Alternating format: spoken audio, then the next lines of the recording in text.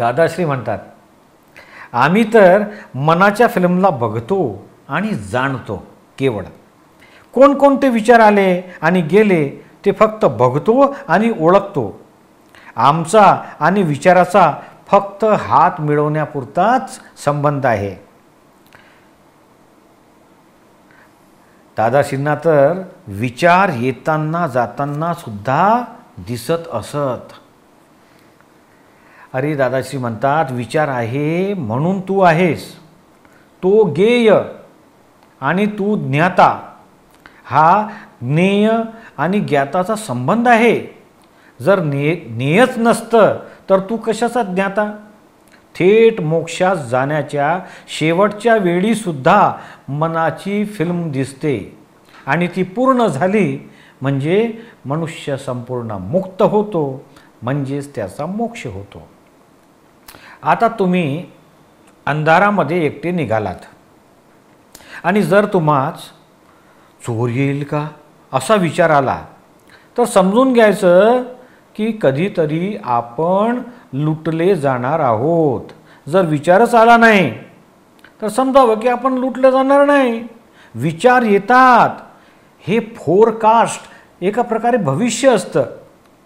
हा माल आतमध्ये भरलेला आहे म्हणून विचाराच्या रूपाने तो प्रगट होतो. आणि हा विचार म्हणजे सुद्धा एक संयोगिक पुरावा, एव्हिडन्स आहे.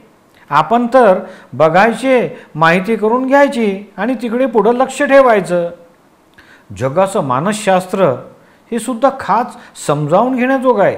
सर्वजण मनाचा लय करण्याच्या पाठीमागे आहे. अरे मनाचा नाश करावयाचा नसतो. जर मनाचा नाश केला तर तू वेडा, मेंटल होऊन जाशील. विचार येतात त्यांना येऊ द्या. मनाला आपण काय सांगायचे? तुला जेवढी गडबड, जेवढी बडबड, जेवढी धावपळ करायची आहे तेवढी करून घे.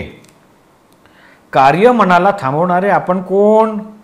ब्रह्मसुद्धा फिरवू शकणार नाही, कारण हा परिणाम, इफेक्ट आहे. त्याला काय म्हणून घाबरायचे? अरे वाजवणाऱ्यांनी जर वाजा वाजवला नाही तर आपण काय ऐकणार? आपण फक्त ॲडजस्टमेंट करून जमवून घ्यावयाचे. ज्याला गायचे असेल ते गा. आम्हाला सर्व तऱ्हेची आवड आहे. दादाश्री म्हणतात, ज्ञान होण्याच्या अगोदर चांगलं ऐकण्याची आवड होती. त्याच्यामुळे न आवडणारं आम्ही पण ऐकत नसू. पण ज्ञानानंतर आता तुमचं आमचं जमलेलं आहे. आता तुला जे वाजवायचं असेल मना, तू ते वाजव.